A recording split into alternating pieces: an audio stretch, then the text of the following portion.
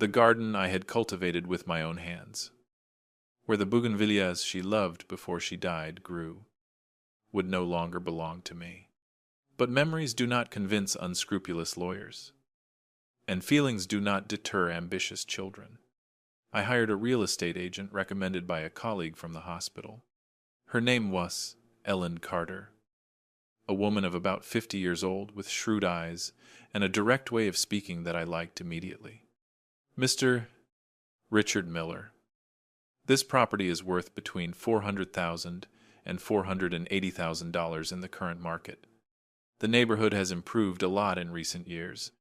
I can get you a good price. I need it to be fast and discreet, I told her. Ellen looked at me with that expression women get when they have seen enough of the world to avoid asking unnecessary questions. I understand family problems. I have seen this before.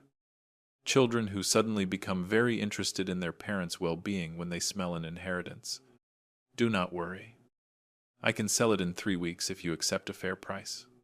How much? $420,000. There is a young couple looking in this neighborhood. They have the money ready. They just need to find the right house. Yours is perfect. 3 weeks.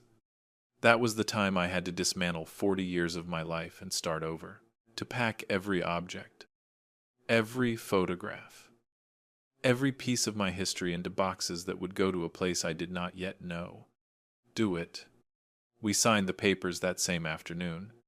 Ellen explained every clause, every legal term, making sure I understood exactly what I was doing. The sale would be in cash, without financing, which meant it could close in less than a month once we found the buyer. And where do you plan to move? She asked, while putting the documents in the file. I do not know yet. I need a safe place where no one knows where I am. I know a residence downtown, apartments for seniors. But it is not a nursing home. They are independent apartments with 24-hour security, cameras, and a concierge. Several retired nurses live there. I can get you a 1-bedroom for $1,500 a month. Can I see it today? We went that same afternoon. The building was modern. 6 floors, with a clean facade and a small but well-kept garden at the entrance. The concierge greeted Ellen by her name. Clearly, she had brought clients here before. The apartment on the 3rd floor was empty and smelled of fresh paint.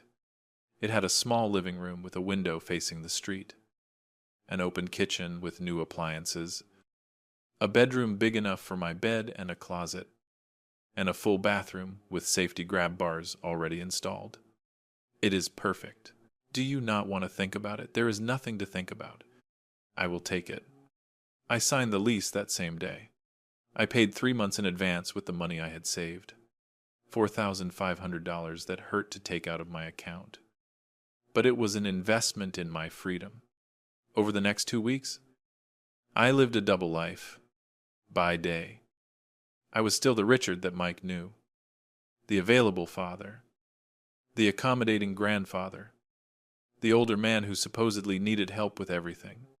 By night, I secretly packed clothes, important documents, photographs, and the few objects of sentimental value I could not leave behind. I hired a small moving company, the kind that does not ask questions and works flexible hours. I paid them $400 to move everything to the new apartment on a day I knew Mike would be at work. Mike kept visiting me more and more often, always with Sarah, always with that look of concern that I now recognized as completely fake. They brought food I had not asked for. They offered to do repairs on the house that did not need to be done. They constantly asked about my health. Dad, you look tired. Are you sleeping well? Perfectly fine. Isan, it is just that I notice you have been distracted lately.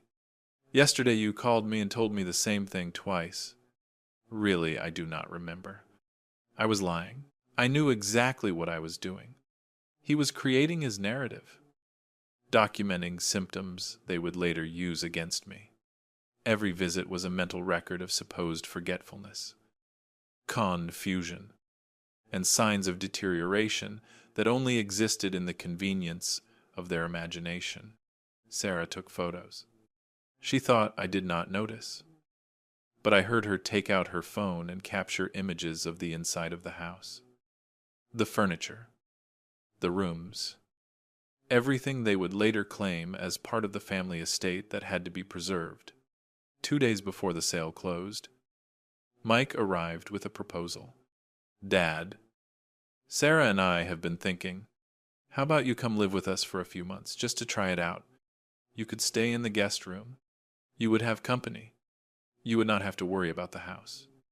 And what would happen to this house in the meantime? We could rent it out, get some extra income that would be good for you. I would take care of finding reliable tenants, collecting the rent, everything. You would just have to enjoy being with your family." It was so obvious that it hurt. Once I lived with them, once the house was rented out in Mike's name, it would only be a matter of time until he found a way to take it from me permanently. A signed paper here, a supposed medical emergency there, and I would lose everything without even realizing it until it was too late. Let me think about it. There is not much to think about. Dad, it is for your own good. There it was again, for my own good. As if I were incapable of knowing what was best for myself. Give me a week. A week then. But think about it seriously. Dad, you are no longer in a condition to live alone. At your age. Anything can happen. They left that night, and I finished packing my bags. Box after box of an entire life reduced to cardboard and packing tape. The sale closed on a Tuesday afternoon at the notary's office. The buying couple, Peter and Emily Owens, were exactly what Ellen had promised. Young professionals with a baby on the way, looking for their first home. They had the bright eyes of someone just starting the same dream I had 40 years ago when I bought that empty lot. "We are going to take very good care of your house, Mr. Miller," Emily said with genuine sincerity. "We can feel all the love in every corner." I almost cried, but I stayed strong. I smiled and signed every paper the notary put in front of me. The bank transfer arrived in my account while we were still in the office. $420,000, minus Ellen's commission, minus closing costs, left me with $390,000 net dollars. "What do you plan to do with that money?" the notary asked as he stamped the final documents. "Invest in something that gives me peace." That same afternoon, I opened 3 different accounts. A long-term investment account that would generate modest but safe interest. An emergency savings account with $80,000 that no one could touch without my personal and physical authorization at the bank. And a regular checking account for my monthly expenses. They were strictly in my name, with no beneficiaries, no joint account holders, leaving absolutely no way for anyone else to access that money, even if I were declared incompetent. The lawyer I hired made sure each account was protected with specific instructions. In case of illness or incapacity, the bank was to contact my lawyer directly, not a family member.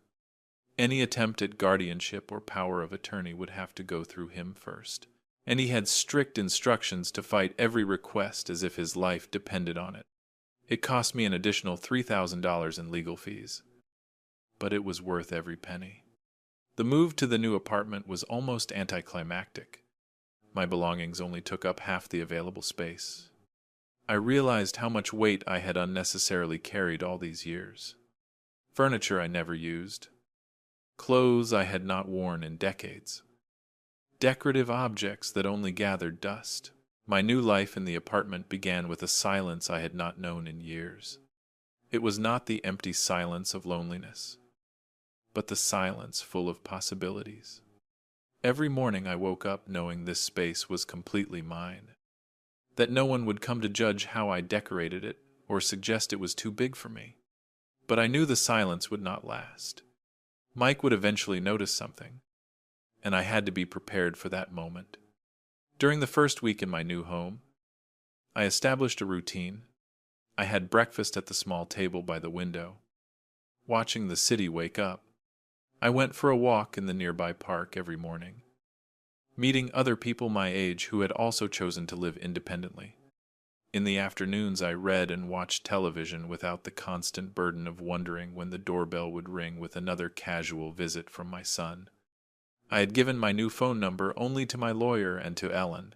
I kept my old phone active but left it in the nightstand drawer, checking Mike's messages only once a day. They were predictable in their phoniness. Dad, I stopped by your house today, but you were not there. Where were you, Dad? I need to talk to you about what we discussed. When can I visit you, Dad? I am worried that you are not answering my calls. Is everything okay? I did not answer immediately. I waited a few hours, sometimes an entire day, before sending short and vague replies. I am fine. Ensenebju. Busy with some personal matters. Nothing that gave him real information. Nothing that allowed him to track what I was really doing. 2 weeks passed. Then 3. Mike was starting to lose patience. His messages became more insistent, more demanding. Dad, I need to see you. It is urgent. We have to talk about your future. My future? As if he had the slightest right to decide about that. It was Sarah who finally showed up at the house. Or what had been my house. Peter Owens called me, confused and slightly alarmed. Mr. Miller, there is a lady here who claims to be your daughter-in-law. She is demanding to come in. She says she needs to retrieve some of her belongings. I explained that the house is no longer yours, that we bought the property legally. But she insists there must be a mistake. There is no mistake. Mr. Owens, the house is completely yours now. My daughter-in-law has no right to it, nor to anything inside. If she continues to bother you, call the police. Are you sure? She seems very upset. Completely sure. And, Mr. Owens, it is possible that in the coming weeks, more people will show up with similar claims. Please, do not let them in. All the sale documents are in order. You have nothing to fear. I hung up and poured myself a cup of chamomile tea with perfectly steady hands. So, he had finally figured it out. I wondered how long it would take them to find me. The answer was less than 2 hours. My old phone started ringing non-stop. Call after call from Mike. From Sarah. Even from unknown numbers that I assumed were friends or relatives they had recruited for the cause. I did not answer any of them. I simply sat on my new sofa, drinking my tea and waiting. The voicemails started piling up. I listened to them that night, one by one, like someone watching a particularly bad play. Dad, what did you do? Did you sell the house without telling us? How could you do something like this? Mike's voice swung between disbelief and barely contained fury.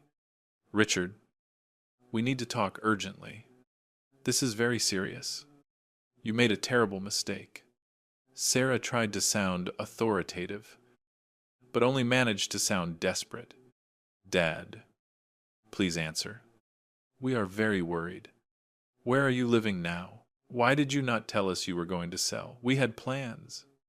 Mike again, trying the concerned son approach now. The last message was the most revealing. Mike had stopped pretending. You know what? Dad, this is not over. That house was our inheritance. We worked for it. We took care of you, expecting you to be fair to us. You cannot just sell it and keep all the money. We are going to fight this legally. Sarah already spoke to a lawyer. We have rights. Rights. What an interesting word coming from someone who had planned to strip me of mine. I deleted all the messages and turned off the phone. I would not need it anymore. The next day, Mike showed up at the hospital where I had worked for 40 years. He asked for me in the Human Resources Department. He demanded to know if there was an updated contact address in my files. The service supervisor, Nancy, who knew me well, politely explained that this information was confidential and that if I had not shared my address with him, the hospital could not do so. He is my father. He is 70 years old. He sold his house, and no one knows where he is. He could be in danger. Mike had perfected his distressed son tone. Your father worked here for 40 years? A young man. I know him personally. He is one of the most capable and intelligent men I have ever met. If he decided not to share his location with you, I am sure he has his reasons. Nancy was not easily manipulated. I found out about this conversation because the supervisor called me that afternoon on my new number, laughing. Richard, your son came in today, putting on quite a show. Is everything okay? Do you need help? Everything is perfectly fine. Nancy, just a son who cannot accept that his father still has the right to make his own decisions. Ah, I had one of those too. Wanted to put me in a nursing home to keep my house. I showed them I can still run faster than they can. I laughed with that deep laugh I always liked about her. If you need anything, call me. I will. Thank you. Nancy. But Mike and Sarah did not give up. They started searching for me systematically. They went to all the places they knew I used to go. The neighborhood church, the grocery store where I had shopped for years, and Ellen's house. Ellen called me, worried. Uncle Richard. Mike was here. He said, you sold your house and disappeared. That he is very worried about you. What is going on? I am fine. Ellen, I just made some decisions about my life that Mike did not like. But they are my decisions. You sold the house. You are living alone somewhere. I am living very well, in a safe place, with my money protected and my peace of mind intact. There was a silence. Then Ellen sighed. Mike asked me to try to convince you to live with them if I saw you. He said something about it not being safe for you to live alone at your age. And what do you think? I think you are the strongest man I know. And if you made this decision, it was for a good reason. But I also think Mike is really upset. He says he is going to fight this in court. Let him fight. He has no legal basis. Uncle, what really happened? Mike has always been difficult. I know, but this seems more serious. I told her. Not everything, but enough. The conversation I had overheard about the guardianship. The plans to manipulate me. The lawyer ready to help them strip me of my autonomy and my assets. Ellen stayed silent for a long time. When she finally spoke, her voice trembled with a mix of anger and sadness. I cannot believe he is capable of that. He is your son. That is why it hurts so much. What are you going to do now? Nothing. I already did what I had to do. Protect my assets. Secure my independence. And now I am going to live the rest of my life in peace. What Mike does or does not do is no longer my problem. But I knew Mike would not give up so easily. I knew him too well. When he wanted something, he did not stop until he got it, or until reality hit him hard enough to make him quit. And we had not reached that point yet. 3 weeks of relative silence passed. He did not try to contact me directly or show up in places where he used to see me. That silence made me more nervous than all the calls put together. It meant he was planning something, regrouping his forces, preparing his next move. My lawyer called me on a Friday afternoon. Mr. Miller, I received a notification. Your son has filed a lawsuit claiming concern for your mental well-being and your capacity to manage your financial affairs. There it was, exactly what I had heard in that conversation months ago. The plan was still in motion. Only now I had nothing left that they could take away. What exactly is he alleging? He alleges that you sold your property impulsively and without consulting the family.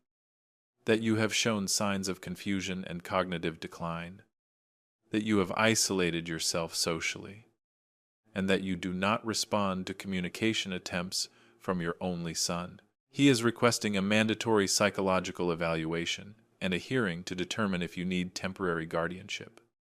How serious is this? It depends on the judge.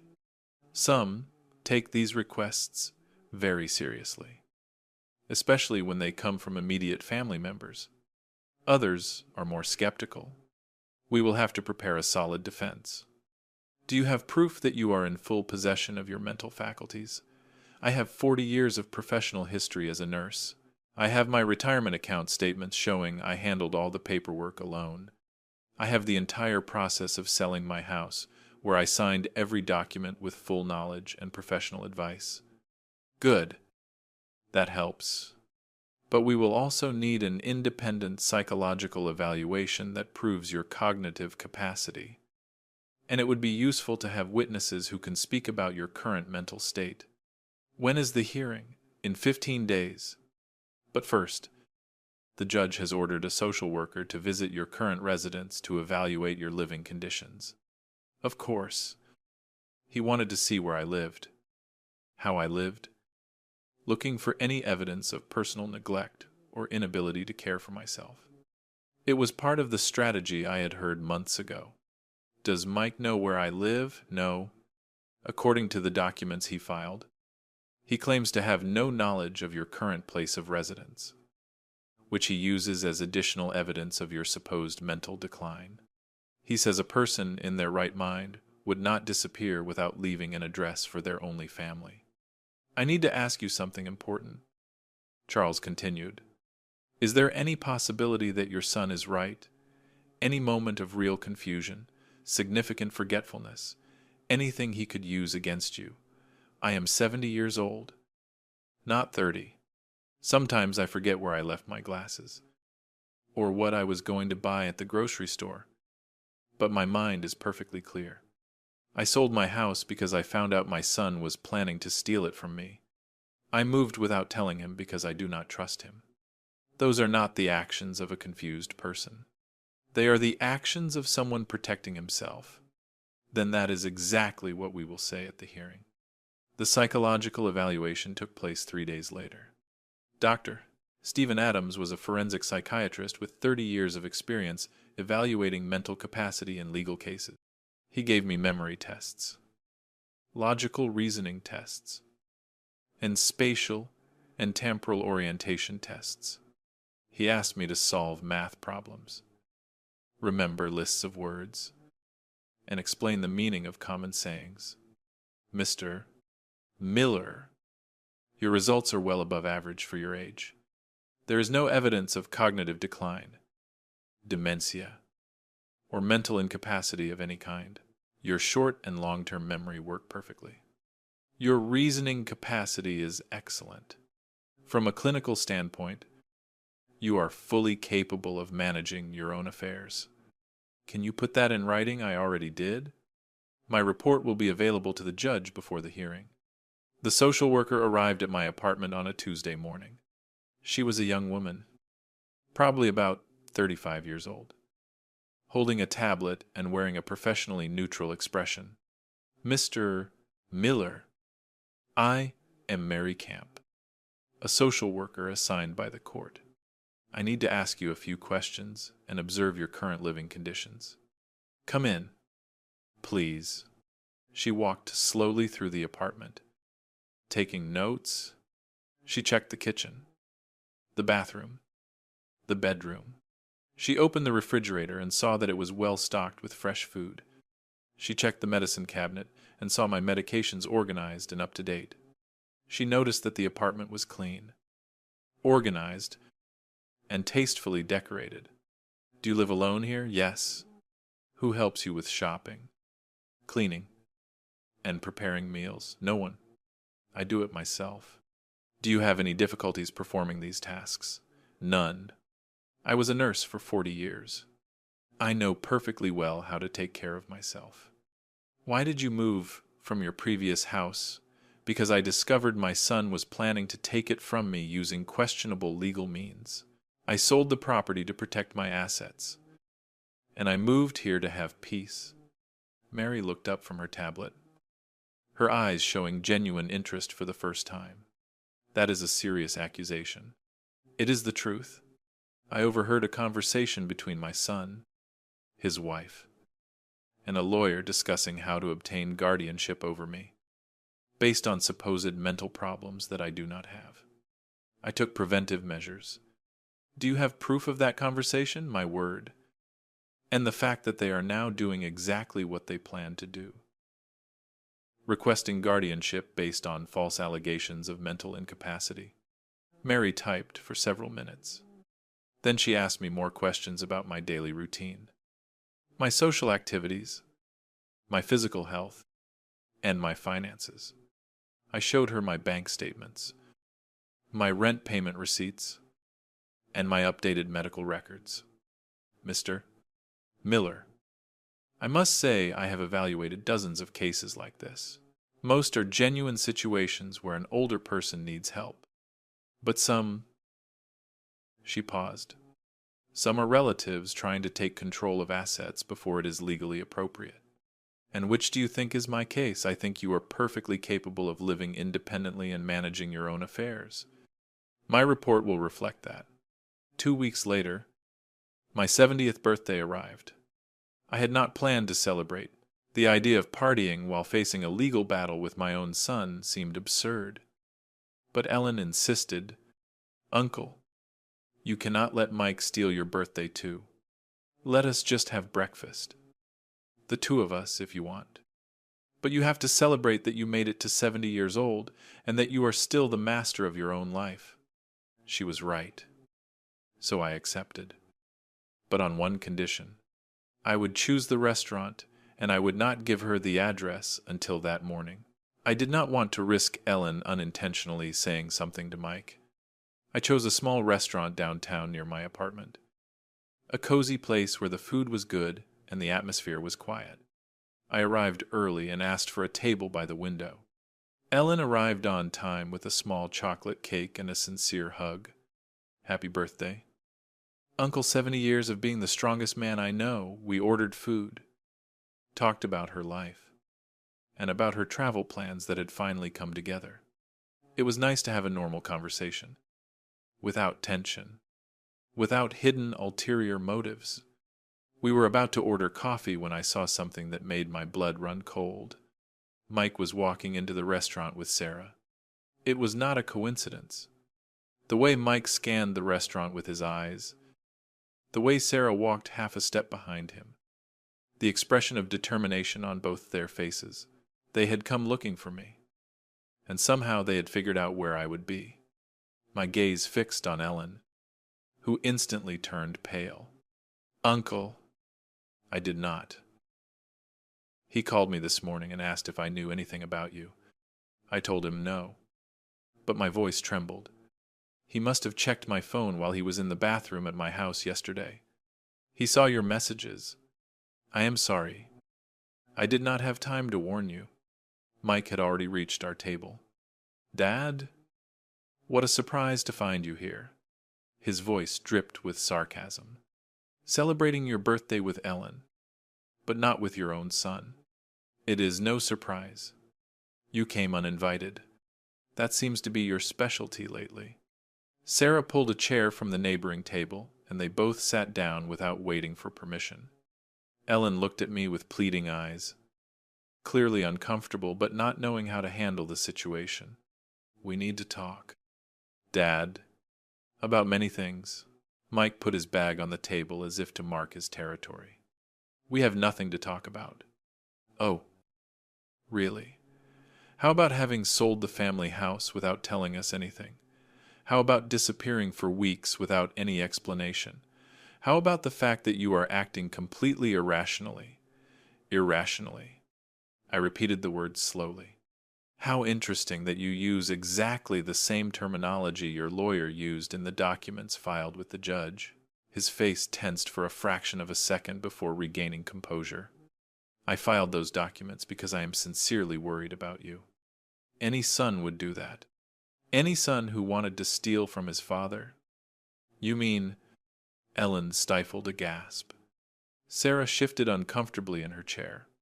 Mike, however, kept his gaze fixed on me.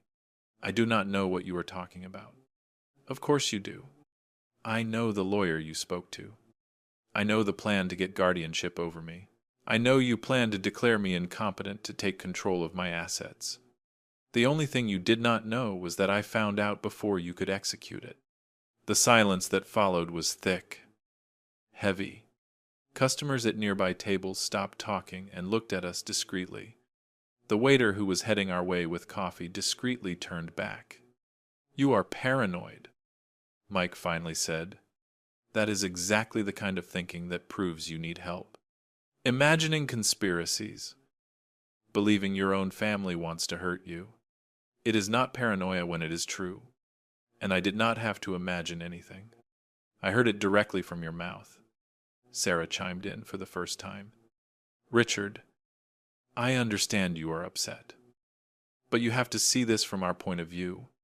You sold a property worth almost $500,000 without consulting anyone. You moved without leaving an address. You do not answer calls. These are concerning behaviors in someone your age.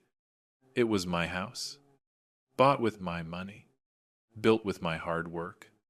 I did not need to consult anyone to sell it, and I moved without leaving an address precisely because I knew you would do this.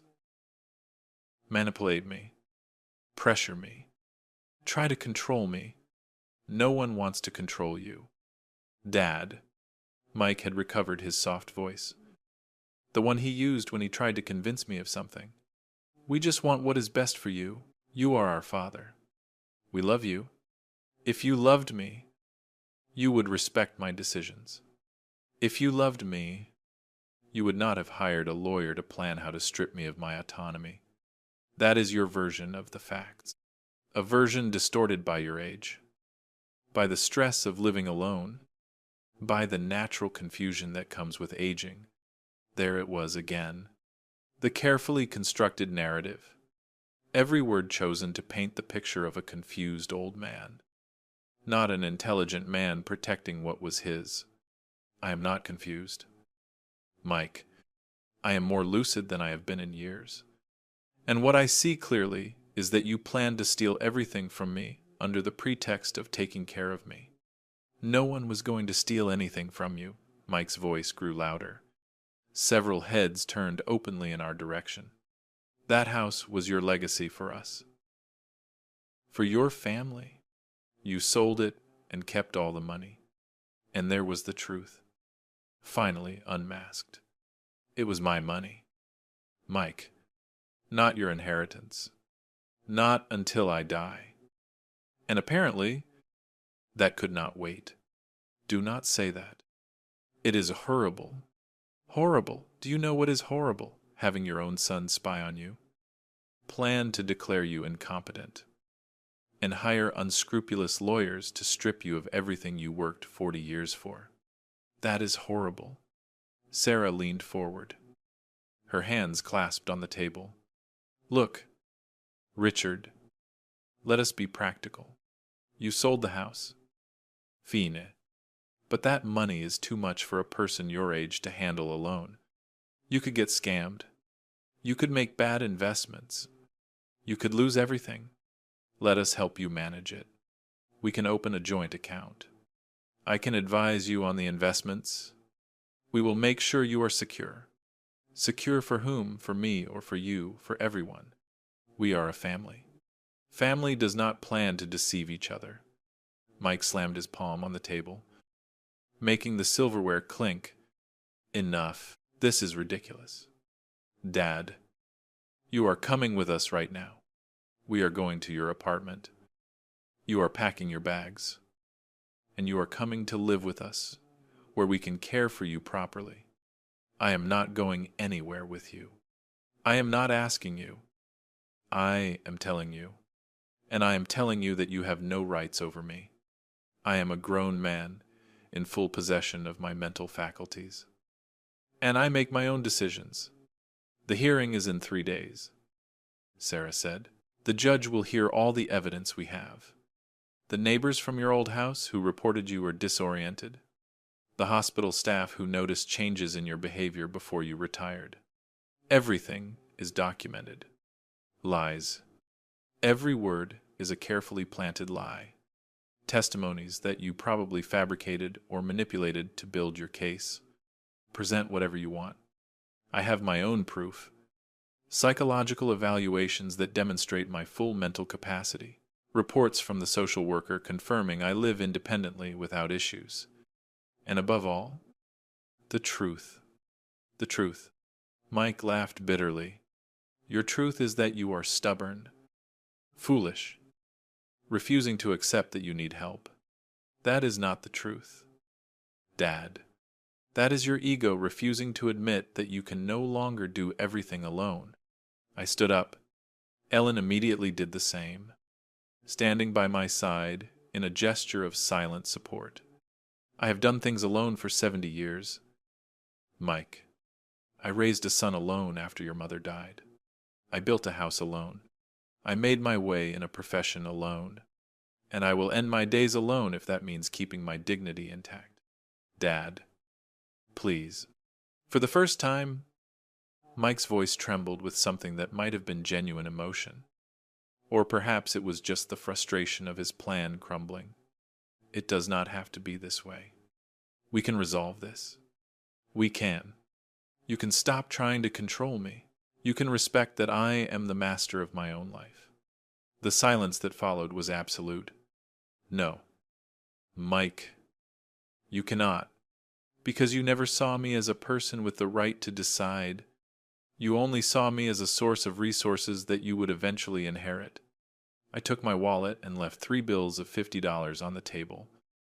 Enough to cover Ellen's bill and mine with a generous tip. Happy birthday to me, I said emotionlessly. Ellen, let us go. This does not end here. Sarah stood up as well. We are going to fight until the end. Do it. But let me tell you something. While you were planning how to steal from me, I had already protected myself. The money is invested in accounts you cannot touch. My apartment is under a corporation of which I am the sole beneficiary. And I have clear legal instructions on what to do if you try to declare me incompetent. That sounds like paranoia. Dad, that sounds like intelligence. Eisen, something you clearly underestimated in me. We left the restaurant under the gaze of everyone present. The 3 days until the hearing were the longest of my life. Not out of fear, but out of the anticipation of finally being able to tell my truth in front of someone with the authority to make Mike and Sarah understand that they had lost. My lawyer, Mr. Charles Garner, prepared me exhaustively. We reviewed every detail of my case, every document, every piece of evidence.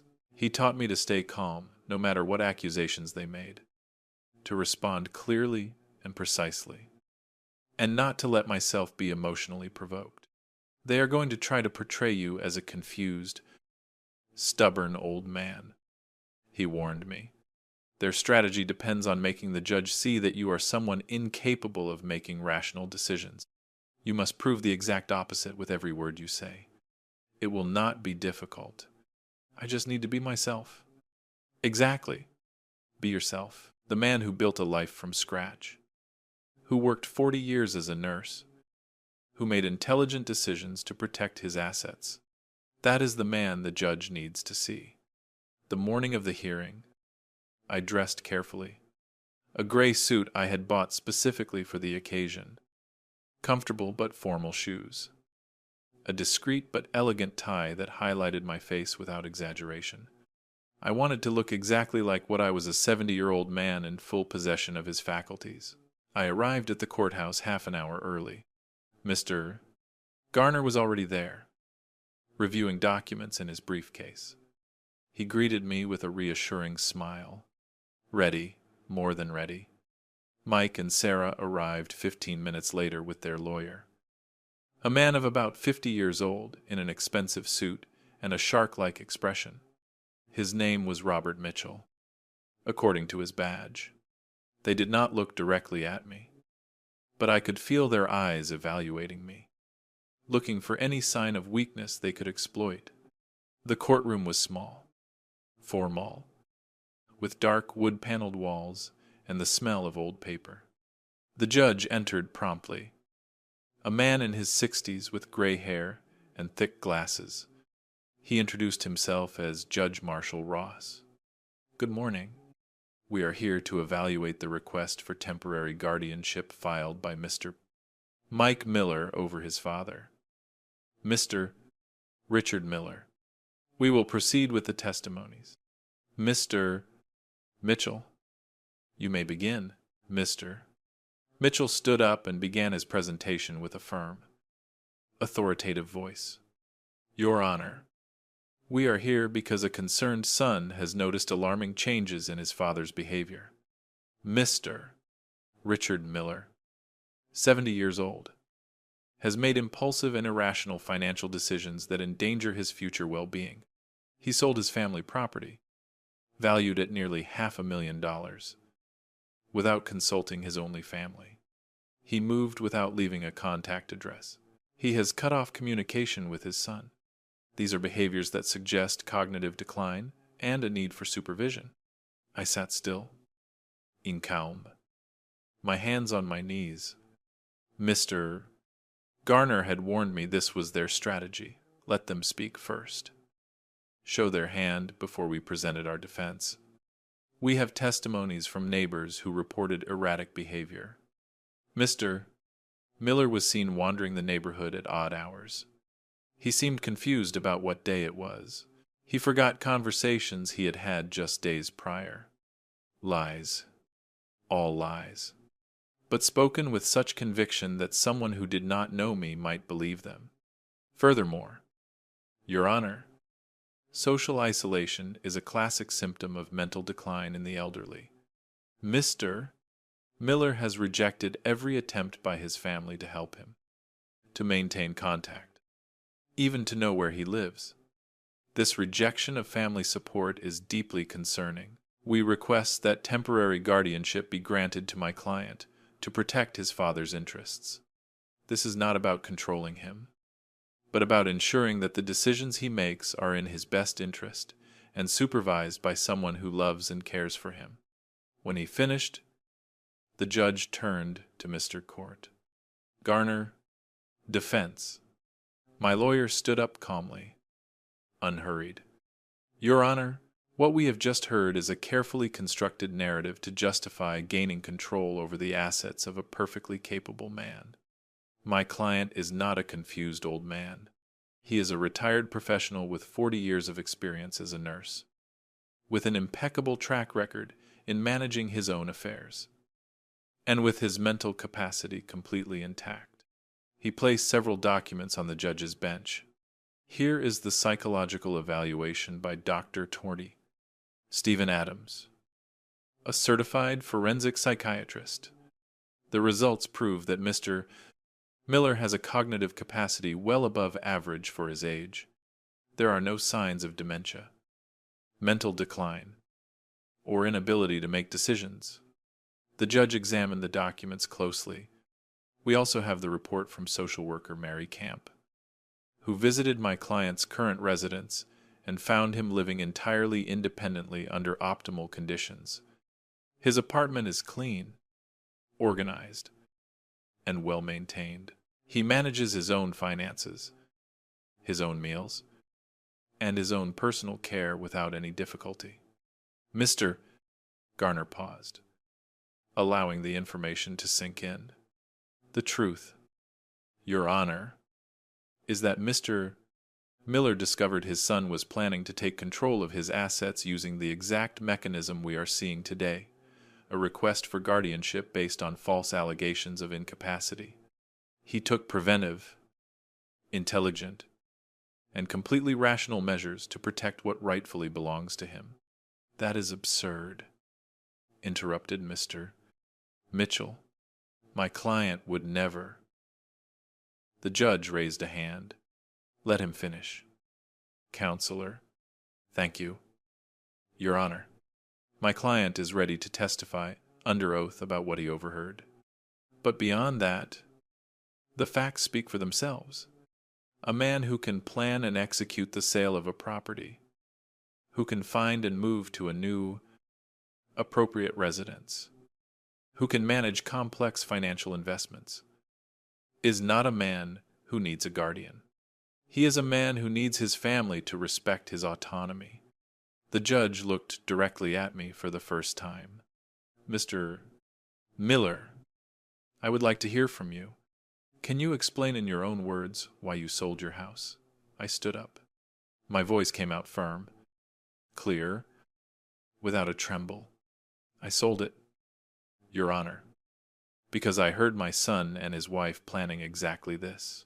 I overheard a conversation where they were discussing with a lawyer how to get guardianship over me, how to fabricate evidence of mental incapacity, and how to take control of my property.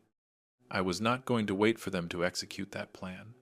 So, I protected myself. That is a lie, Mike stood up.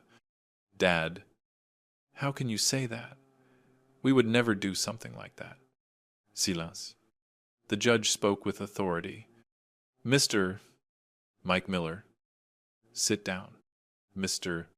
Richard Miller. Please continue.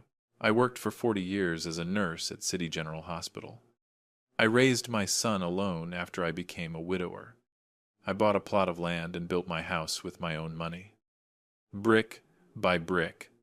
I defended that property in a lawsuit that cost me 2 years and $49,000. I am not a man who makes impulsive decisions. Your Honor, every decision I have made in my life has been calculated and thought through. And you do not believe your son might be sincerely worried about you. If he were sincerely worried, he would have respected my decision to sell. He would have asked how he could help me with the move. He would have celebrated the fact that I secured my financial future. Instead, he hired a lawyer and filed a request for guardianship. Those are not the actions of a concerned son. Your Honor, they are the actions of someone furious because he lost access to an inheritance he believed was his. Instead, he hired a lawyer and filed a request for guardianship. Those are not the actions of a concerned son. Your Honor, they are the actions of someone furious because he lost access to an inheritance he believed was his. The silence in the courtroom was absolute. The judge studied me for a long moment. Mr. Mitchell, do you have concrete proof of the mental decline you allege, medical evaluations, documented reports, anything beyond anecdotal testimonies? Mr. Mitchell hesitated for the first time. Your Honor, we have the testimonies of the neighbors who saw him confused. Do you have sworn statements from those neighbors, verifiable names, contacts? Or is this second-hand testimony reported by your client, Your Honor? It is common in these cases that... Answer the question. Counselor, do you have verifiable sworn statements or not? Not at this moment. Your Honor, but we can obtain them if we are given time. The judge closed the file in front of him with a sharp thud. He leaned back in his chair, looking alternately at Mike and me. Then he spoke with a voice that left no room for interpretation. I have examined all the submitted documentation. Mr. Richard Miller's psychological evaluation demonstrates complete mental capacity. The social worker's report confirms that he lives independently without issues. His financial statements prove that he manages his affairs responsibly. I see no concrete evidence to justify guardianship, not even a temporary one. Mike turned pale. Sarah gripped the edge of the table. What I see, the judge continued, is a 70-year-old man who made intelligent decisions to protect his assets from what he perceived as a threat. That perception may or may not be correct, but the fact is he had every legal right to sell his property, to move wherever he wanted, and to manage his money as he saw fit. He did not need anyone's permission. The judge looked directly at Mike. Mr. Mike Miller, I understand you might be worried about your father. But concern is not a legal basis to strip a competent person of their autonomy. Your father has proven he is in full possession of his faculties. This request for guardianship is denied. The bang of the gavel echoed in the courtroom like a final thunderclap. Case closed. You are dismissed. I walked out of that courthouse with my head held high. Mike and Sarah stayed in their places, motionless as pillars of salt, staring at a world that had crumbled around them. I did not turn to look at them. I had nothing left to say to them. Out on the street, Mr. Garner shook my hand with a sincere smile. That was perfect. Mr. Miller. It could not have gone any better. Thank you, counselor, for everything. What are you going to do now? Live. Simply live. And that was exactly what I did. The days turned into weeks. The weeks into months. Mike tried to contact me 3 more times during the first month after the hearing. Text messages that swung between pleas and accusations. I ignored them all. Finally, he stopped trying. Ellen visited me every 2 weeks. She told me that Mike and Sarah had to move to a smaller apartment because they could not afford the rent on their previous house. That the kids asked about me. But Mike told them their grandfather was sick and could not have visitors. Another lie for his collection. Does it not make you sad? Uncle, they are your grandchildren. It is sad that they are being raised by someone who values money more than family. But I cannot save them from that. I can only save myself. My life in the apartment became a comfortable and predictable routine. I woke up early. I drank coffee watching the sunrise over the city. I went for walks in the nearby park, where I made friends with other men my age who had also chosen independence over the false comfort of depending on their children. One of them, Bernard, told me his own story.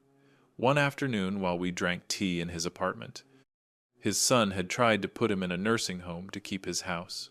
He had fought in court. He had won. And now he lived in the same building as me, 3 floors up. Our children grew up in a time when everything was handed to them easily, he told me. They do not understand the value of sacrifice because they never had to make any. And when they see that we have something they do not think about working to get it. They think about how to take it from us. He was right. We had worked so hard to give them a better life that we forgot to teach them to value the effort behind everything. With the money from the sale of my house, after paying all legal fees and setting up my investments, I had $350,000, well protected.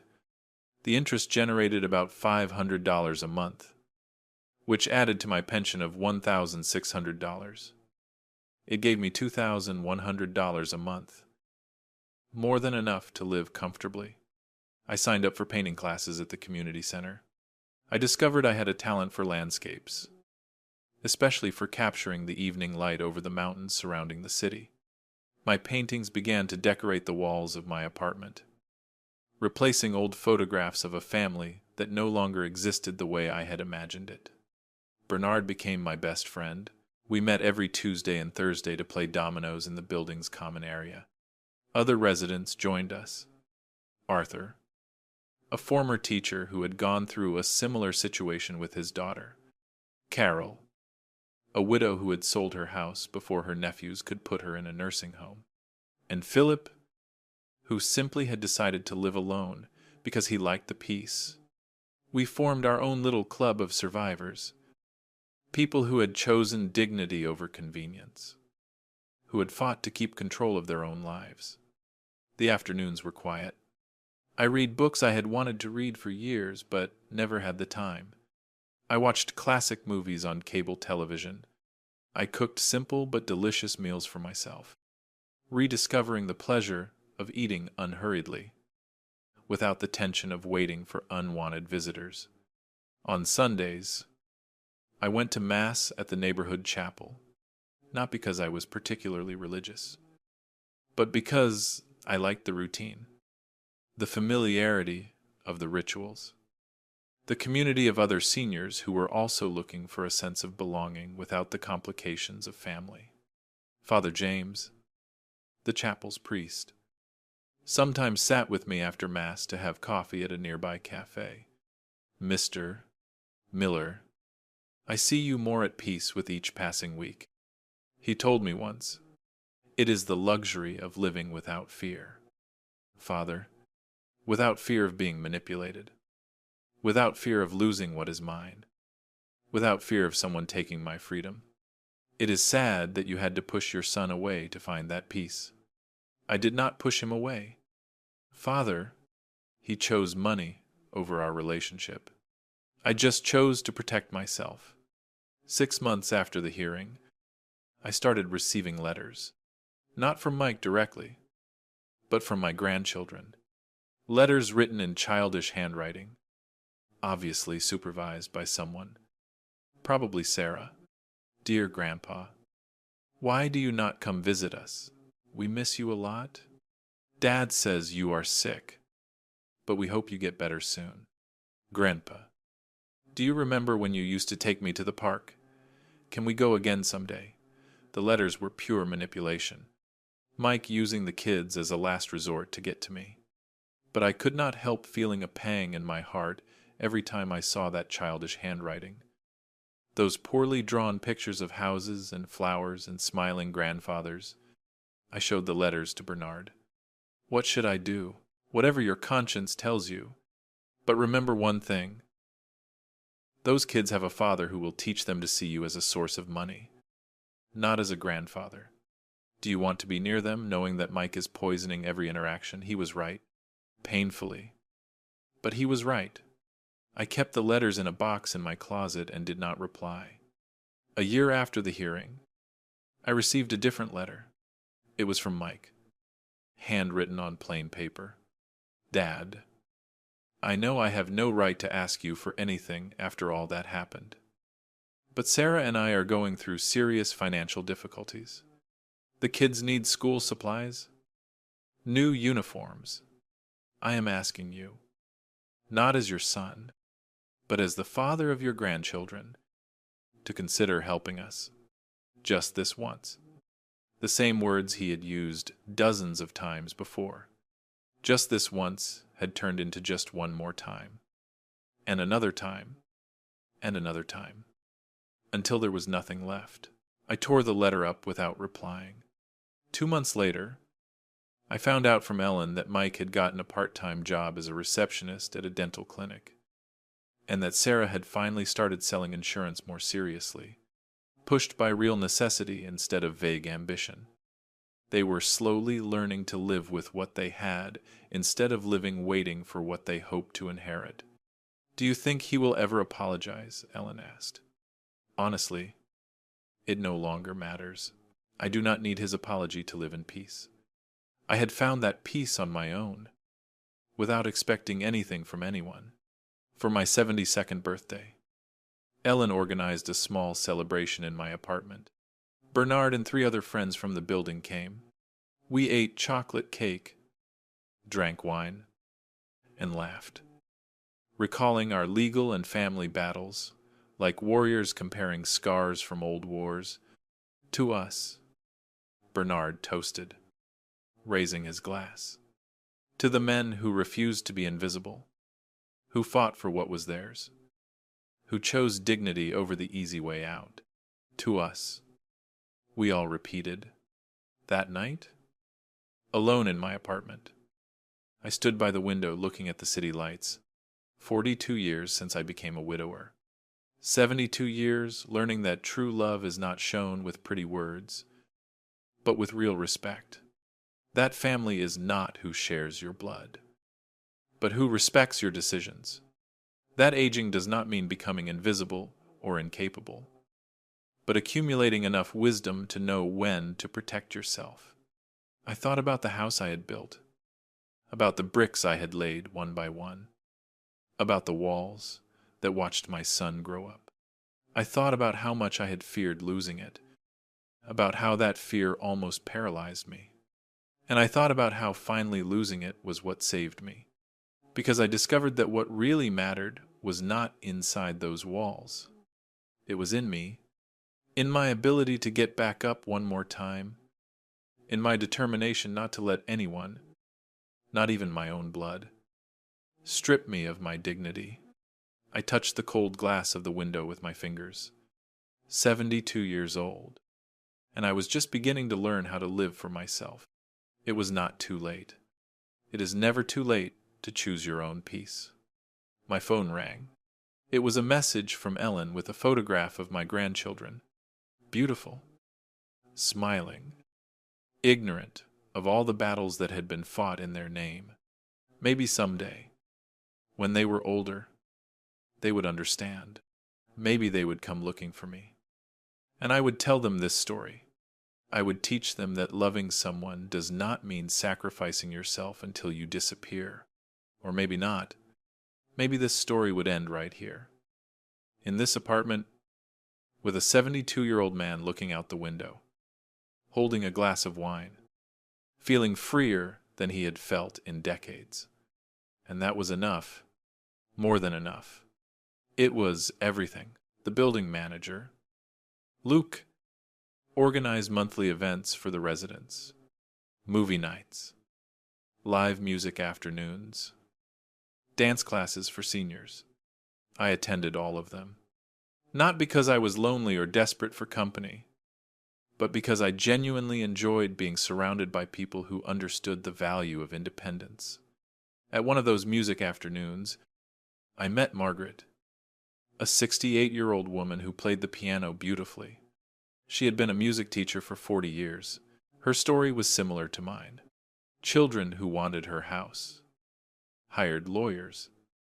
Won legal battles. Do you know what the hardest part is? She told me while we drank punch after her performance. It is not the loneliness. Loneliness is manageable. The hard part is accepting that the people you raised, the ones you gave everything to, are capable of seeing your death as a financial opportunity. But you learn to live with it. You do not live with it. Mr. Miller, you accept it. You acknowledge it. And then you build a life around that truth instead of pretending it does not exist. She was right. Acceptance did not mean it hurt any less. It just meant the pain no longer controlled every decision. The months kept passing. My routine became richer, fuller. The painting classes led me to join a small group of amateur artists who exhibited their work at local fairs. I sold my first painting for $200. It was not much. But it was not about the money. It was the validation that I could still create something of value, that my life was not over just because I had reached my 70s. Bernard and I started taking yoga classes for seniors. At first, I felt ridiculous. An old nurse trying to bend his body into impossible positions. But the instructor, a young woman named Patricia, was patient and encouraging. Mr. Miller, yoga is not about being flexible. It is about knowing your limits and respecting them while slowly expanding them. Just like life. And it was. Every day I expanded the limits of what I thought my life as an old man would be a little more. It was not the life I had imagined when I was young, with grandchildren running around my house and family dinners on Sundays. But it was my life, chosen by me, lived on my own terms, and that was worth more than any fantasy of a perfect family that would never materialize. 18 months after the hearing, my life had found a rhythm I never imagined possible. It was not the life I had dreamed of when I was young, but it was better in many ways because it was authentically mine. On Tuesday mornings, Bernard and I walked through the park. We brought bread to feed the ducks at the lake. Like two sentimental old men who could finally enjoy the simple pleasures without the burden of family expectations. Do you know what the strangest part is? Bernard told me one morning as we sat on our favorite bench. I spent 50 years of my life building a legacy for my son. The house, the savings, everything. And now that I took it out of his hands, I am happier than I have been in decades. It is because you are finally living for yourself, not for the idea of what you should leave behind. Exactly. Our parents taught us that success is measured by what you leave your children. But no one taught us that first you have to live your own life with dignity. Those conversations with Bernard became my therapy. He understood in a way no one else could. The pain of loving a son who only sees you as a bank account. The liberation of finally letting go of that toxic relationship. In the building, our small group of survivors grew. Stephen joined us. A former engineer whose daughter had tried to commit him to a psychiatric facility to keep his pension. And Rose, who had sold her bakery right before her 3 children could force her to sign power of attorney papers. Each had their story, their battle, their victory. And together we formed something more than a group of friends. We were a chosen family, united not by blood, but by shared experience and mutual respect. On Thursday nights, we met in the building's communal lounge. Luke, the manager, let us use the space for free. We brought food, shared stories, and sometimes just sat in comfortable silence watching the news or an old movie. One night, while sharing tacos that Carol had prepared, Arthur asked something we had all thought about but no one had verbalized. Do any of you regret having fought, having sold, having cut ties? The silence lasted for several seconds. Then Rose spoke. I regret not having done it sooner. I regret the years I lost trying to be the perfect mother for children who were only waiting for me to die. But standing up for myself finally, no, not a single second of regret. We all nodded. It was the shared truth among us. My only regret, I added, is not seeing the signs sooner. Mike showed who he was for years, but I ignored them because I wanted to believe that a father's love was stronger than greed. I learned that it is not. So, what do we do with that pain? Stephen asked. Because it hurts. Even though we made the right decision, we turn it into wisdom, Bernard said. And if we have the chance, we warn others who are where we once were. And we did, when new residents arrived at the building. Older people moving to escape difficult family situations. We were there, not to judge, not to give unsolicited advice, but to listen and share if they asked us. I helped Ray, a 68-year-old man whose son had just suggested he sign a power of attorney just in case. I told him my story. I gave him Mr. Garner's number. 3 months later, Ray had moved into an apartment in our building, with his assets protected and his autonomy intact. You saved my life. Mr. Miller, he told me with tears in his eyes. No, my friend, you saved yourself. I just showed you it was possible. My relationship with Ellen remained strong. She came every 2 weeks without fail, sometimes just to have coffee and talk, sometimes to take me to a museum or an exhibition she thought I would like. You know, Mike asks me about you every time we see each other. She told me one day as we walked downtown. And what do you tell him? That you are well, that you are happy, that you are living your best life. And I can see that he hates it. It is not that he hates it. It is that he does not understand it. For him, my happiness without his presence is proof that I am wrong. He cannot conceive that I could be better off without him. Do you miss the kids? It was a question I often asked myself. I miss the idea of them, the fantasy of the grandfather who plays with his grandchildren, who teaches them things, who is part of their lives. But that fantasy required Mike to be different from who he is. And I cannot sacrifice my peace for a fantasy. Those are difficult questions. Uncle, all of adult life is asking difficult questions and living with uncomfortable answers. The painting classes led me to meet a completely different group of people. Young artists in their 20s and 30s who treated me as an equal, not as an old man who needed protection. They taught me new techniques. They challenged me to try different styles. A young woman named Ashley, a 25-year-old art student, sat next to me in every class. Mr. Miller, how is it that you started painting so late in life? Because I finally had the time and peace of mind to do it. I spent 70 years surviving. Only now am I living. That is deep. My grandmother always says she wants to do things, but that it is already too late. Tell her it is only too late when you are dead. As long as you are breathing, you can start something new. Ashley invited me to a group exhibition they were organizing at a gallery downtown. I felt flattered but nervous. Who would want to see the paintings of a retired nurse with no formal training? But Bernard pushed me to accept. Do you know how many times you said you were too old for something new, Zero? Do not start now. The exhibition was on a Saturday night. I brought 3 paintings: a sunset over the lake, a view of the cobblestone streets downtown, and a portrait of Bernard that I had painted from memory.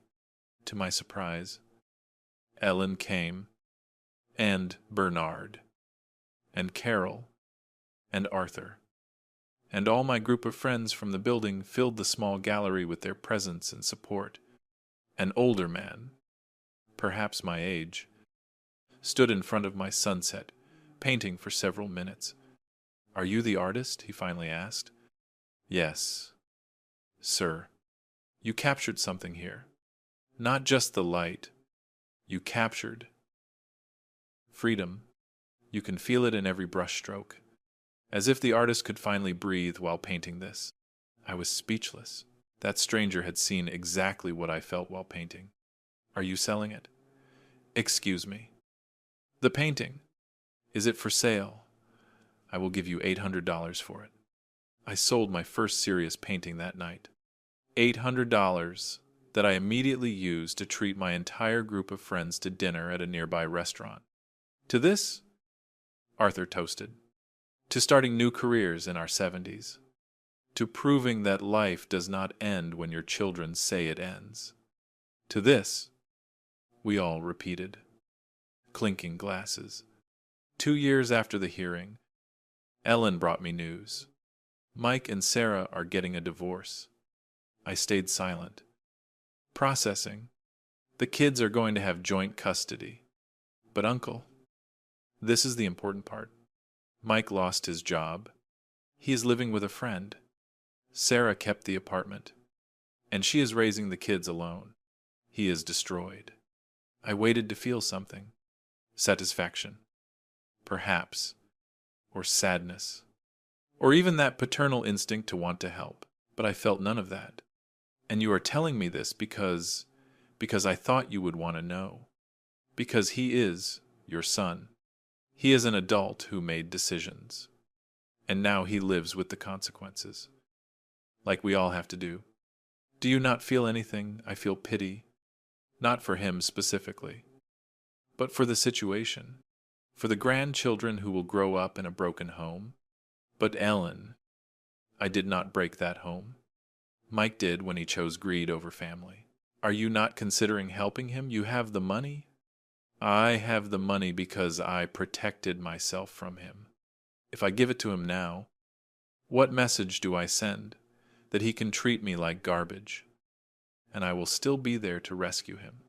No, every man has to learn to carry the weight of his own life.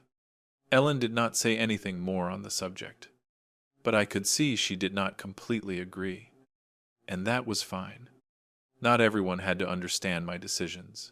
What mattered was that I could live with them. On Sundays, I kept going to Mass, not out of obligation, but because I liked the community, the ritual, the feeling of being part of something bigger than my own problems. Father James asked me to give a talk to the youth of the parish about the wisdom of age. I felt uncomfortable with the title, but I accepted. I do not know much about wisdom. I began, looking at the young faces before me. But I know this. Life will teach you that not all relationships are worth keeping. that sometimes loving someone means walking away, that your value as a person is not determined by how much you can give to others, but by how much respect you have for yourself. A young man raised his hand. But does the Bible not say that we must honor our parents? And that family is sacred, yes. And it also says that we must not steal. We must not lie. We must not covet what is not ours. When a family member violates all those commandments to strip you of your dignity, honoring them does not mean letting them destroy you. It means recognizing that they are humans capable of doing wrong, and protecting yourself while still wishing them the best from a distance. Heads nodded. Some of those young people probably had their own experiences with toxic families. The hardest lesson I have learned, I continued, is that aging does not mean becoming invisible or useless. It means finally having the knowledge and the courage to live on your own terms. And if that bothers others, that is their problem, not yours. After the talk, several young people approached me with their stories. Parents who manipulated them, siblings who abused their generosity, relationships that were destroying them. I gave them the advice I would have wanted to hear at their age. Establish boundaries early. Protect your peace. Do not confuse loyalty with self-destruction. My life had taken on a purpose I never anticipated. Not just living for myself, but helping others learn the lessons that took me 70 years to learn. Bernard and I started taking longer walks, exploring parts of the city we had never visited, the suburbs with their crafts, the historic churches, the local markets. We were two old men rediscovering the city like tourists in our own land. Do you know what the best thing about being in your 70s is? Bernard told me one day while we ate stew at a restaurant in the local markets. What? That you no longer have to impress anyone. We can eat with our hands if we want. We can dress comfortably without worrying about what people will say. We can say no without giving explanations. The freedom of not having to please anyone else. We should have started this life at 40. Maybe. But maybe we needed to live through everything else to appreciate this. The seasons passed. And with them, my health remained surprisingly good. My daily walks, home-cooked meals, reduced stress. Everything contributed to making me feel better at 73 than I had felt at 65. Dr. Adams, my doctor, was impressed at every checkup. Mr. Miller, your indicators are better than those of many men 20 years younger. What is your secret? I stopped carrying stress that was not mine. I stopped living for the expectations of others. I started sleeping well for the first time in decades. They should teach that in medical school. Peace of mind as preventive treatment. And he was right. My blood pressure was controlled. My cholesterol had dropped. Even the chronic back pain I had had for years had significantly decreased. It turns out the body responds positively when the mind finally finds tranquility. One afternoon, while painting in my apartment, I received a call from an unknown number. I usually did not answer, but something made me pick up. Mr. Richard Miller, yes. Who is calling? I am, Miss Patricia. A teacher at your grandchildren's school. Sarah gave me your number. I know there is a complicated family situation, but your grandchildren did a project about their grandparents, and I wanted you to know what they wrote about you. My heart raced. Go on. They wrote that they have a grandfather who was very brave, that he was a nurse and saved lives, that he painted beautiful pictures even when he was older. They wrote that they miss knowing him, but that they know there must be a good reason why he is not in their lives, and that when they grow up, they are going to look for him to hear his story. Tears streamed down my cheeks before I could stop them. Why are you telling me this? Because I have seen many cases of broken families. Mr.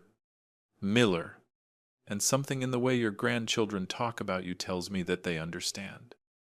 Even at their age, that adult relationships are complicated. I thought you should know that they have not forgotten you, and that they do not blame you. After hanging up, I sat for an hour looking out the window, processing. The children understood more than we gave them credit for, and maybe, someday, when they were old enough to form their own opinions, there would be a reconciliation, or maybe not, and I would be fine either way. That night, after the teacher's call, I could not sleep. I sat on my small balcony with a cup of chamomile tea, watching the city lights flickering in the distance. The city was sleeping, but I was more awake than ever. 73 years old, more than 7 decades of life, and only now was I understanding what it really meant to live, not survive, not fulfill obligations, not sacrifice myself until I disappeared. Live, simple, complex, terrifying, and liberating all at once. I thought of my wife, Mary Ellen, dead for over 40 years. What would she think of all this? Of her son turned into a greedy stranger, of me, living alone in a small apartment. Having sold the house we built together, I think she would understand. She was always the wiser of the two of us. She always told me, "Richard, true love does not demand impossible sacrifices. It demands mutual respect." I wish I had listened better to those words when she was alive. It would have saved me decades of confusion. Mike was just a boy when she died, 8 years old, with big, scared eyes, clinging to my leg at the funeral. I promised him I would always be there for him, and I kept that promise. Maybe too well. Maybe always being there for him meant he never learned to be there for himself. Was that my fault? Had I created the man who tried to steal from me? For a long time, I tortured myself with those questions. But Bernard gave me a different perspective. We are not responsible for the decisions of our adult children, he told me. We gave them tools, education, values. How they choose to use those tools is their responsibility. Not ours. He was right. I taught Mike about honesty, hard work, respect. He chose to ignore those lessons. That choice was his, not mine. The sun began to rise, painting the sky orange and pink. A new day, always another new day. That was the blessing and the curse of staying alive. Every sunrise brought another opportunity to choose how to live, and I chose this. This small but authentic life, this modest but mine apartment, these friends who chose me as much as I chose them. Bernard knocked on my door at 8 in the morning, as he always did on Wednesdays. Ready for our walk, always. While we walked through the park, I told him about the teacher's call. The kids remember you fondly. That is important, but it does not change anything. Right, they are still children under Mike's influence. For now, but they will be adults someday, and adults ask their own questions, form their own conclusions. When they are 18, 20, 25 years old, they will come looking for you, and then you will tell them your side of the story. If I am still alive, you will be alive. You are too stubborn to die. Bernard laughed. You will live to be 100 just to prove you could. That afternoon, the group met at my apartment. It was everyone's turn to share something we had learned that week. It was our little ritual, our way of keeping growing even in our advanced age. Carol shared that she had learned to use a messaging app to communicate with a cousin out of state. Arthur shared that he had started writing his memoirs, documenting his life for his granddaughter to read someday. Rose shared that she had forgiven her children, not in the sense of having a relationship with them again, but in the sense of letting go of the anger. Forgiveness, she said, is not for them. It is for me. to free up that space in my heart for better things. When it was my turn, I shared about the teacher's call. I learned that the impact we have on others does not disappear just because we are not physically present. My grandchildren remember me. That has to be enough for now. It is more than enough. Bernard said. It is hope. The months kept passing. My routine deepened, grew richer. The painting classes led me to experiment with watercolors. Yoga gave me flexibility I thought I had lost forever. The walks with Bernard gave me conversations that fed my soul. I sold 3 more paintings, this time for $1,000 each. With that money, I hired a private guitar teacher. I had always wanted to play, but I never had the time. Now I had all the time in the world. My old, stiff fingers protested at first, but little by little, with patient practice, they began to find the chords. The sound that came out was rough, imperfect, but it was mine. That was what mattered. Ellen continued to visit me faithfully. One day she brought photographs of the grandchildren without me asking. I know you do not want direct contact, but I thought you would want to see how they are growing. I looked at them. The oldest, Sam, was now 12 years old. He looked like me at that age, with the same dark, serious eyes. The youngest, Valerie, was 10, with her grandmother, Mary Ellen's smile. They are beautiful. They are, and according to Sarah, they ask about you often. She tells them the truth now, that you and their father had a serious disagreement, that adults sometimes cannot resolve their differences, but that you did not forget them. That is more honest than I expected from her. I think the divorce changed her. It humbled her the same way they tried to humble you. It taught her empathy. I kept the photographs in my wallet, not to obsess over them, but as a reminder that life goes in circles, that what we plant eventually grows, for better or for worse. For my 74th birthday, the group organized a surprise party. They filled the communal lounge with decorations, prepared enough food for an army, and even hired a small mariachi band to play my favorite songs. To Mr. Miller, toasted Stephen, who taught us that it is never too late to reclaim your life. That family is not always blood, but choice. That self-respect is worth more than any inheritance. To Mr. Miller, everyone shouted. They asked me to speak. I stood in front of everyone, these people who had become my true family, and the words flowed. When I was 40 years old, I thought I knew what my life would be like. I thought I would grow old in my house, surrounded by family, with grandchildren running through the garden. That life never happened, and for a long time, that filled me with sadness and resentment. I paused, looking at every face.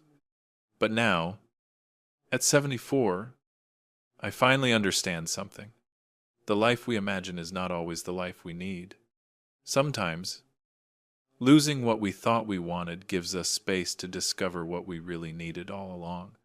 I needed this. I needed friends who respected me. I needed space to discover who I am beyond a father, beyond a grandfather, beyond a provider. I needed to learn that my value is not in what I can give to others, but in how I treat myself. And I needed to learn that choosing your own peace over the expectations of others is not selfishness. It is survival. It is dignity. It is self-love. Tears ran freely down my face now, but they were not tears of sadness. So thank you. Thank you for being the family I chose. Thank you for showing me that it is never too late to start over. And thank you for celebrating not just my birthday, but my rebirth. The applause was deafening, and for the first time in decades, I felt totally seen and appreciated for who I was, not for what I could give. That night, back in my apartment, I received a message from an unknown number. Grandpa, it is Sam. I found your number on Aunt Ellen's phone. I just wanted to say happy birthday, and that when I turn 18, I am going to come looking for you. I have a lot of questions, and I think you have a lot of answers. I love you, even though I do not know you well. Mom told me the whole story. I am not mad at you. I just want to get to know you better someday. I read the message 10 times. Then 20. Tears fell on the phone screen. I replied simply, I will be waiting for you. Soon. And you will have all the answers you need. I love you too. 4 years. Just 4 years. Until Sam was an adult, I could wait 4 years. I had waited a lifetime to find peace. 4 more years was nothing. 2 months later, I began to write, not formal memoirs, but letters to Sam and Valerie, telling them my story. Not just the part about Mike, but everything. About how I met their grandmother. About my career as a nurse. About the lessons life taught me. I wrote 1 letter a week, keeping them all in a special box I had bought for that purpose. When the grandchildren came, they would have my entire history waiting for them. Bernard died in the spring, a massive heart attack in his sleep, the way we all want to go fast, without pain, in peace. His death hit me hard. He was my best friend, my brother in everything but blood. The funeral was simple, just as he would have wanted. His son came, the same one who had tried to rob him. He had the audacity to cry, to act grieving. I did not say anything. It was not my place. But when everyone left, I stayed by the grave. Thank you, brother, for showing me that I was not alone, for proving to me that aging with dignity was possible, for being the family I chose. Rest well. The group kept meeting. But there was a void where Bernard used to sit. Stephen suggested we leave his chair empty as a reminder. Not of sadness, he explained, but of celebration. Bernard lived on his own terms until the end. That is what we all want. Life continued, as it always does, indifferent to our pain, relentless in its forward march. I joined a volunteer group at the hospital where I had worked. I visited elderly patients who had no family, or whose family did not visit them. I read to them, kept them company, told them stories. One of those patients, Stanley, told me something that stuck with me. Do you know what the difference is between aging and growing old? Aging happens to your body. Growing old happens to your spirit. You are aging. Mr. Miller, but you are not growing old. That is your victory. He was right. My body was 75 years old. There were aches, to limitations, daily reminders of mortality, but my spirit felt younger than ever. Ellen got married. A good man named Robert, a widowed engineer who treated her like a queen. They invited me to the wedding, and I went without hesitation. Mike was there. Inevitable. We saw each other from opposite sides of the church. He looked away first, not with shame exactly, but with something similar, recognition, perhaps, that he had lost more than money when he tried to steal from me. He had lost a father. I did not go talk to him. There was nothing to say. But I also did not feel the anger I once had. I just felt neutral, indifferent. He was a man who had made bad decisions, and he was living with his consequences. It was no longer my problem. At the reception, Sarah approached me. Mr. Miller, I know I have no right to ask you for anything, but Sam turns 18 next month. He has been talking about looking for you. I just wanted you to know that he has my support. What happened between you and Mike? I played my part, and I am sorry. Thank you for saying that. I would welcome Sam if he came. with open arms. And 1 month later, on a Saturday morning, there was a knock on my door. I opened it to find a tall young man with serious dark eyes, looking at me with a mix of nervousness and determination. "Grandpa, it is Sam." We stood there for a moment, 2 generations separated by years of silence, connected by blood, and now by choice. "Come in." "Sumner, I have a lot to tell you." We spent 6 hours together that day.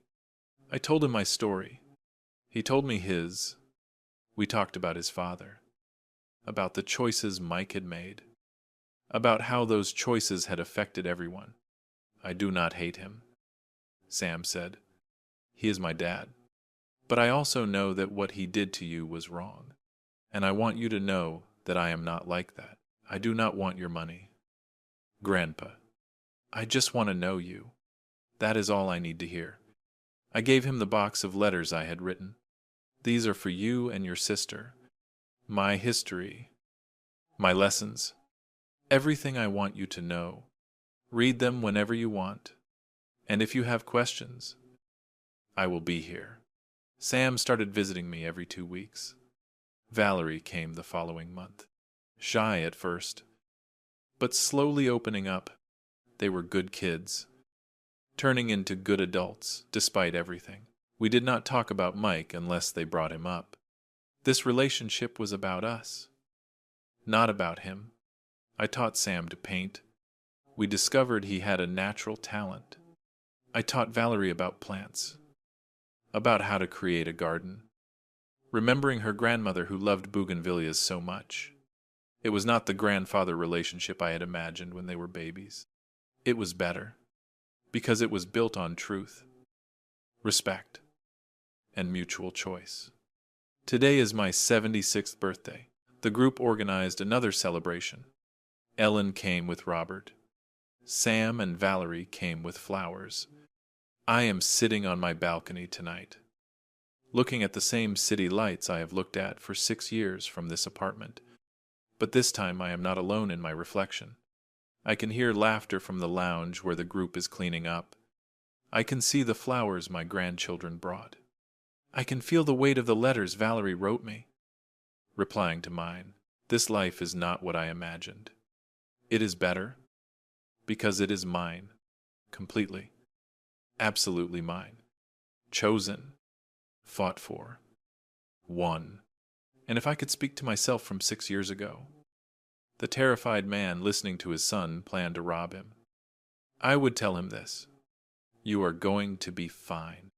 Better than fine.